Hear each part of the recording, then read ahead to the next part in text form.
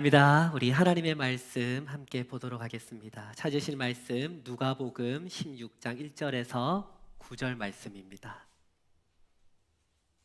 누가복음 16장 1절에서 9절 말씀,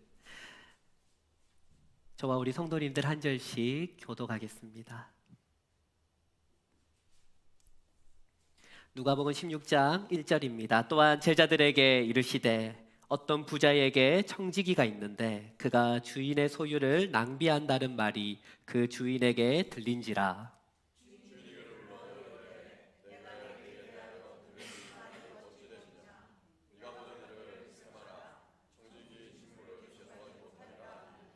청지기가 속으로 이르되 주인이 내 직분을 빼앗으니 내가 무엇을 할까? 땅을 파자니 힘이 없고 빌어먹자니 부끄럽구나.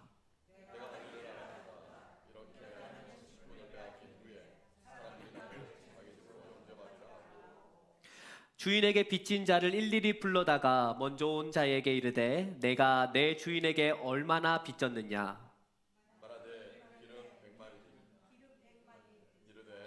여기 내 증서를 가지고. 또 다른 이에게 이르되 너는 얼마나 빚졌느냐? 이르되 밀 100석이니이다. 이르되 여기 내 증서를 가지고 80이라 쓰라 하였는지라.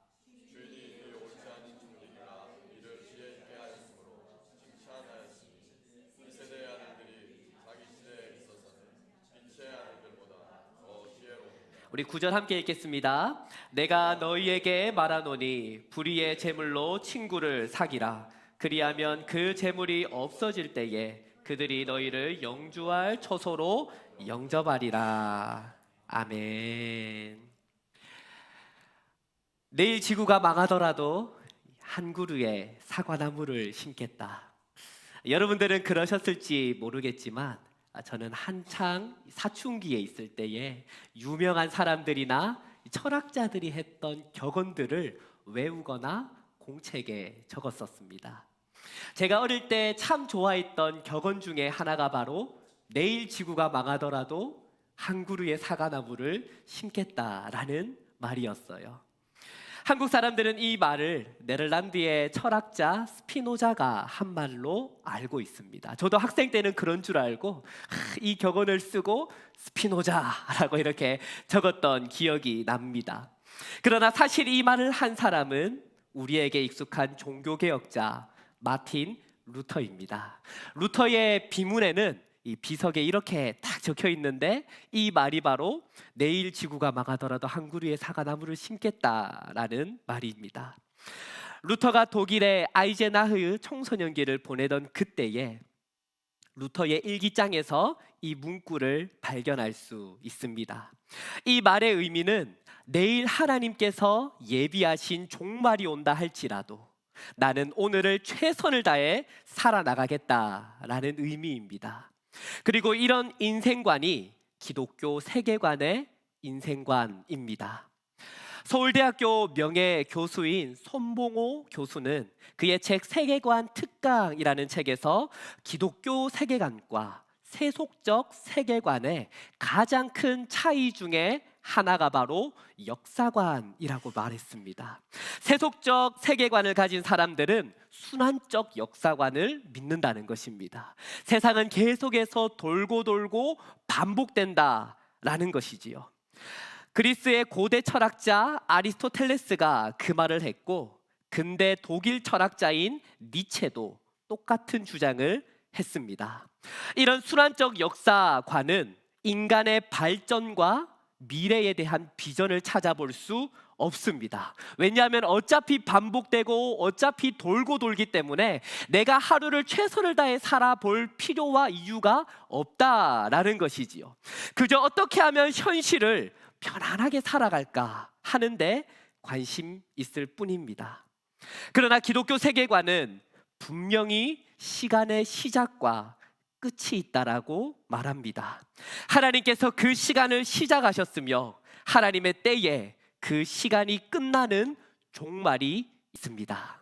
이런 기독교 세계관을 가진 사람들은 언제나 종말의 때를 생각하며 영원을 소망합니다. 그리고 오늘을 최선을 다해 살아갑니다. 갑니다. 그러나 많은 사람들이 세속적 세계관의 시간 개념을 가지고 살아가고 있습니다. 심지어 하나님을 믿고 영원을 사모한다라고 말하는 사람들조차 여전히 이런 시간관과 인생관이 변하지 않는 것을 볼 수가 있습니다. 여러분, 만약 성경이 말하는 부활이 없다면, 영원한 생명이 없다면, 천국이 없다면, 예수 그리스도가 다시 이 땅에 오는 그 파루시아의 날에 임할 재림의 심판이 없다면, 그리고 하나님의 백보자 심판 그 이후에 우리가 함께 누릴 새하늘과 새 땅이 없다면, 이 땅을 살아가는 사람들이 가져야 할 유일한 신앙은 기복신앙입니다. 신자든 불신자든 수많은 사람들이 이 땅에서 잘 먹고 잘 살고 잘 되는 것을 원합니다. 그것을 자신의 인생의 목표로 삼고 살아갑니다.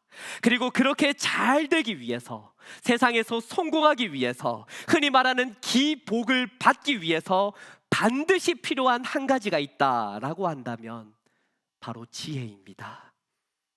서구 문명은 기독교 세계관의 시간관을 가지고 왔습니다.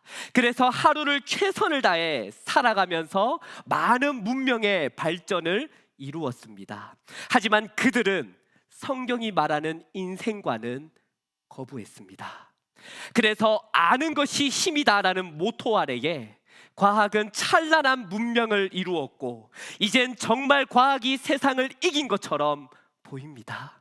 여러분, 우리 손바닥에 있는 스마트폰만 하더라도 이제는 이거 없으면 살 수 없을 만큼 많은 사람들이 여기에 의존하고 있고, 계속해서 들려오는 과학이 발달되는 것을 본다면 정말 우주를 인간이 지배할 것과 같은 생각이 들지 않습니까?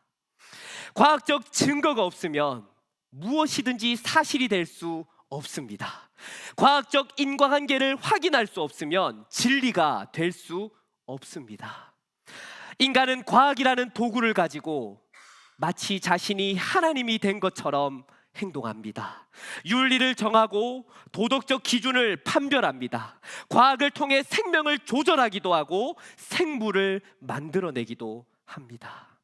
드디어 마침내 인간은 과학을 통해 세상을 컨트롤할 수 있게 된 것 같습니다. 지식이 세상을 이겼고 과학이 세상을 정복했습니다. 하지만 성경은 분명하게 우리에게 말씀하고 있습니다. 세상을 이기는 지혜는 과학이 아닙니다. 세상을 이기는 지혜는 세상을 이긴 자가 누군지를 아는 것입니다. 세상을 창조하시고 지금 또 이 세상을 다스리시는 이를 바라보고 믿는 것, 이것이 바로 참된 지혜입니다. 오늘 본문은 예수님께서 우리에게 이 지혜에 대해 말씀하고 계십니다. 사실 오늘 본문은 정말 어렵고 난해한 말씀입니다. 예수님께서 하시는 말씀이 잘 이해가 되지 않아요. 이 말씀을 어떻게 적용해야 될지도 참 어렵습니다. 불의의 제물로 친구를 사귀라라는 말씀이 마치 우리가 돈을 버는 방법은 수단과 방법을 가리지 말고 나쁜 짓을 해서라도 돈을 버는 건 상관없고 이 돈을 어떻게 하면 잘 쓰는가가 더 중요해, 이렇게 말하는 것 같단 말이지요. 하지만 저는 예수님의 이 비유에서 불의라고 하는 단어를 도덕적으로 접근하면 안 된다고 생각합니다. 우리는 이것이 도덕적 옳음을 떠나서 보다 고차원적인 윤리로 접근해야 합니다. 여러분, 성경은 우리에게 언제나 윤리를 말해줍니다. 알려줍니다. 그리고 성경이 말하는 윤리는 우리가 생각하는 모든 도덕적 차원의 기준이 되고 완성이 됩니다. 성경이 말하는 윤리가 무엇입니까? 인간의 행동에 따라 윤리가 변화되는 것을 말하고 있지 않습니다. 성경이 말하는 윤리는 바로 하나님의 뜻입니다. 따라서 불이라고 하는 이 단어를 하나님의 뜻의 어긋남이라고 이해하면서 오늘 본문을 함께 읽어나가 보기를 원합니다. 예수님께서 말씀하신 비유는 이렇습니다. 누가복음 16장 1절에서 2절 말씀, 우리 한 목소리로 한번 더 읽어보겠습니다. 시작. 또한 제자들에게 이르시되 그가 주인의 소유를 낭비한다는 말이 그 주인에게 들린지라. 주인이 그를 불러 이르되 내가 내게 대하여 들은 이 말이 어찌 됨이냐. 내가 보던 일을 세마라. 청지기 직무를 계속하지 못하리라 하니, 예수님께서는 제자들에게 이 비유를 말씀해 주셨습니다. 그런데 이 비유를 시작하기 그때에 또한이라는 접속사를 사용한 것을 볼 수가 있습니다. 이것은 바로 앞장인 누가복음 15장과 16장이 이어지는 것을 알 수 있는데요. 누가복음 16장 마지막에 나오는 비유는 우리에게 굉장히 친숙한 스토리입니다. 바로 탕자 이야기입니다. 탕자에 대한 말씀을 하신 후에 주님께서는 제자들에게 불의한 청지기에 대해 말씀하십니다. 그는 하나님의 뜻대로 정직하게 살지 않는 청지기였습니다. 탕자가 아버지의 재산을 낭비했던 것처럼 이 청지기 또한 주인에게 받은 재산을 낭비하고 있습니다.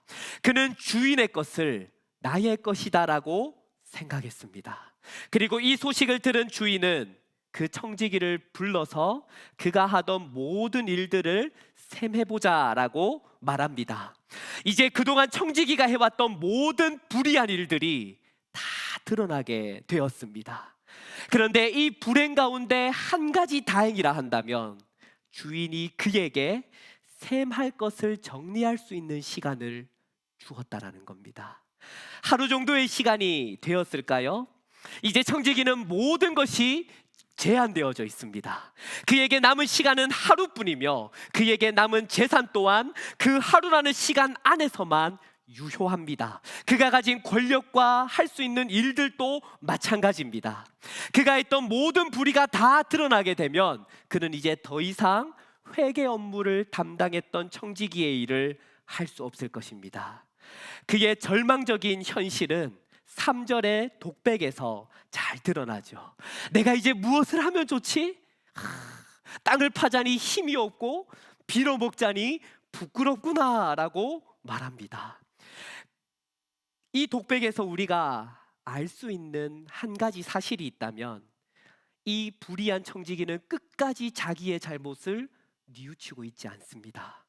그의 의도는 그리고 끝까지 악합니다. 어떻게 하면 내가 힘을 안 들이고 살 수 있을까? 어떻게 하면 내가 부끄럽지 않고 살아갈 수 있을까? 오로지 이기적인 자기의 욕심과 마음뿐이며 불의한 청지기는 그동안 주인의 재산으로 했던 자기의 잘못을 뉘우칠 만한 조금의 양심적 가책을 느끼지 않음을 우리는 찾아볼 수 있습니다.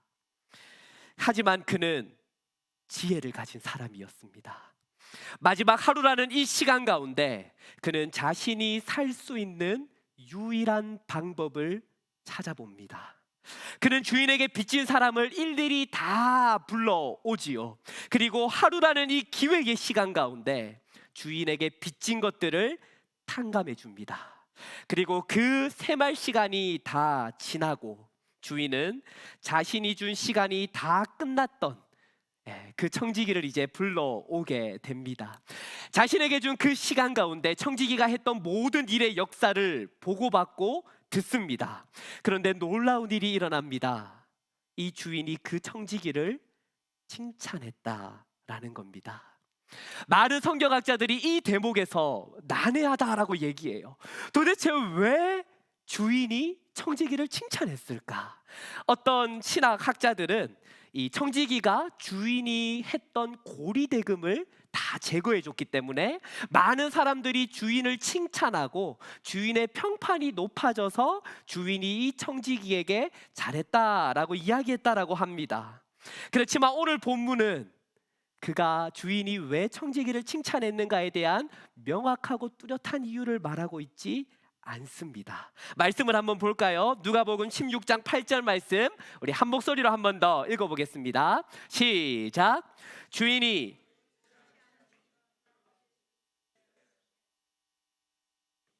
이 세대의 아들들이 자기 시대에 있어서는 빛의 아들들보다 더 지혜로움이니라.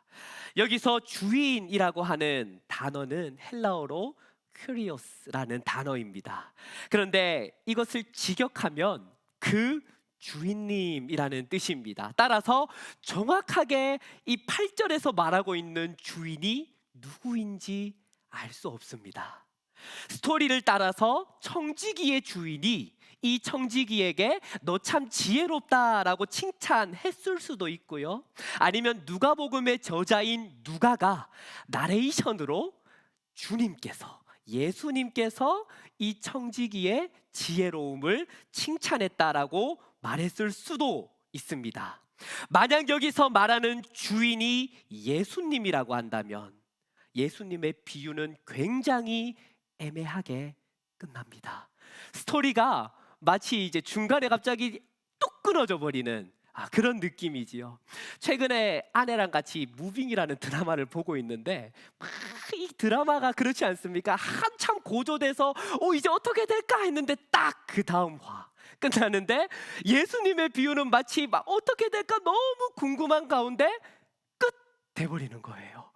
그런데 여러분, 바로 앞에 등장했던 누가복음 15장 탕자의 비유도 그 끝이 굉장히 애매하게 끝납니다. 우리는 그 결말을 다 보지 못하고 예수님께서 이야기를 마치시는 것을 두 본문에서 찾아볼 수 있습니다. 왜 예수님께서 명확히 이 이야기의 결론을 맺지 않으셨을까요?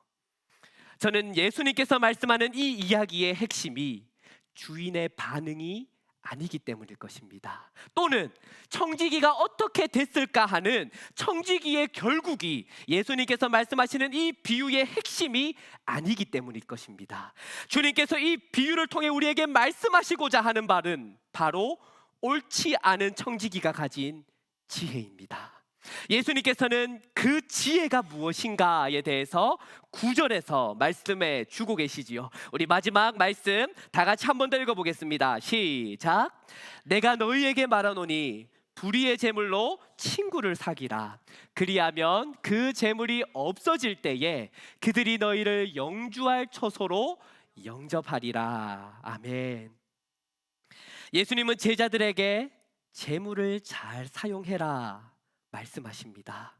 하지만 저는 단순히 돈을 잘 사용하는 것을 넘어 그 이상의 가치를 말씀하고 계신다 생각합니다.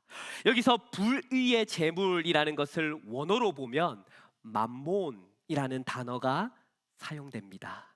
맘몬은 세속적 가치관, 세속적 세계관을 대표하는 우상입니다. 즉 예수님께서는 이 세상을 살아가면서 경험하고 누리는 모든 세속적인 것들을 통틀어서 말씀하고 계십니다. 그것이 불의한 이유는 그것들이 하나님의 뜻과는 상관없이 오히려 하나님으로부터 멀어지게 만들기 때문입니다. 여러분, 세상의 불의한 재물의 특징이 무엇입니까? 사라진다라는 거예요.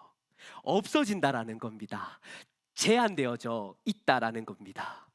이것은 영원하시고 무한하신 하나님의 속성과는 완전히 다른 것입니다. 따라서 세상의 만몬은 불의합니다. 주님께서는 이런 불의한 재물을 지혜롭게 사용해야 된다라고 우리에게 말씀하고 계십니다. 없어질 것에 우리의 마음을 두지 않고 우리가 기복적인 것에 우리의 모든 생각과 뜻이 있지 않고 오히려 이 세상의 모든 것들을 사용해서 영원을 위해 살아내라. 이것이 예수님께서 오늘 본문을 통해 우리에게 말씀하시고자 하는 핵심입니다. 우리는 영원하지 않는 시간 속에서 영원하지 않는 재물들을 소유하며 살아가고 있습니다. 사랑하는 하나로 교회 성도님들, 여러분들은 하루 나에게 주어진 시간과 물질을 가지고 무엇을 소망하며 무엇을 위해 살아가고 계십니까? 만약 이 불의한 청지기가 자신에게 주어진 하루라는 이 유한한 시간을 주인의 돈을 더 훔치거나 자신의 재물을 더 불리는 데 사용했다면 그는 몇 달간 자신의 목숨을 지킬 수 있을지는 모르겠지만 그는 결코 영원히 살 수 없었을 것입니다. 하루라는 영원하지 않는 불의한 시간 속에서 이 불의한 청지기는 불의한 재물을 가지고 영원을 샀습니다. 자신이 죽을 때까지 자신을 책임져 줄 사람들을 산 것입니다. 예수님께서는 이 청지기의 지혜를 칭찬하셨습니다. 여러분, 무엇이 세상을 이기는 지혜입니까? 유한한 세상의 것들을 가지고 살아가는 우리들이 정말로 소망하면서 우리의 삶을 들으면서 살아야 돼야 할 것은 이 땅의 것이 아닙니다. 우리는 영원한 하나님의 나라를 소망해야 합니다. 하나님의 나라와 그 뜻을 위해 유한한 이 땅의 재물들을 의롭게 사용해야 합니다. 세상은 재물의 영원을 위해 최선을 다합니다. 그러나 교회는 영광의 영원을 위해 모든 것을 드립니다. 그 영광은 바로 하나님의 뜻이 이루어지는 겁니다. 이것이 우리가 꿈꾸며 소망하며 살아가야 하는 이유이자 힘입니다. 바리새인들은 말로는 하나님의 영광을 위해 산다라고 말하면서 그들은 여전히 세상의 만몬을 사랑했습니다. 재물의 영혼을 위해 자신의 자녀의 그 자녀까지 잘 먹고 잘 살기 위해 노력했습니다. 예수님께서는 오늘 본문 그 다음 말씀에서 이 바리새인들을 꾸짖고 계세요. 그리고 누가복음 16장을 마무리하면서 우리에게 확실하게 어떻게 살아가야 되는가, 우리가 영원을 소망해야 되는가에 대해 말씀해 주십니다. 바로 부자와 나사로의 비유를 통해서 말입니다. 이 비유가 말하는 것이 무엇입니까? 아무리 많은 재물을 가졌다 할지라도 부자는 결코 행복한 인생이 아닙니다. 아무것도 없었으며 아무것도 소유하지 못한 거지 같은 인생을 살았다 할지라도 나사로를 향해 너는 불행하다라고 말할 수 없습니다. 어떻게 그럴 수 있습니까? 누가 봐도 행복한 인생을 살았던 부자와 누가 봐도 불행한 인생을 살았던 나사로, 우리가 눈으로 보기에는 명확하게 이 인생이 보이지만 우리의 평가가 극명하게 가릴 수 있는 그 반전이 있다면 영원이 있기 때문입니다. 부활이 있기 때문입니다. 세상을 이기는 지혜는 이 영혼을, 이 부활을 믿고 아는 것입니다. 우리는 만물의 시작을 알고 있습니다. 그리고 세상의 끝을 비록 그 시기는 알 수 없다 할지라도 분명히 끝이 있음을 알고 있습니다. 그리고 그 마지막 날에 그리스도처럼 영광스러운 몸을 입고 그리스도와 함께 부활할 것을 믿습니다. 이제 하나님과 그 어린 양이 우리의 성전이 되시어 하나님의 임재와 무궁한 영광을 누리며 주님의 선하심을 찬양할 그날을 기대하며 살아나갑니다. 그 부활이 참되기 때문에, 그 영원한 생명이 진실되기 때문에, 따라서 우리는 이 땅에서 기복을 바라지 않습니다. 우리는, 이 땅의 교회는 하나님의 뜻을 갈망합니다. 그 고백과 결단이 진실된다면 우리는 내일 일어날 예수 그리스도의 재림을 기다리며 오늘 우리에게 해야 할 사명의 나무를 심어야 합니다. 오늘 말씀 앞에서 여러분들이 심어야 할 우리 인생의 사명의 나무는 무엇입니까? 누군가는 병든 자를 위한 위로의 마음일 수 있습니다. 누군가는 전도해야 할 태신자일 수 있습니다. 누군가는 교회의 필요를 채우고자 하는 마음일 수 있습니다. 오늘 말씀 가운데 하나님께서 주실 그 마음을 품으며 우리 함께 찬양하며 기도의 자리로 나아가기를 소망합니다.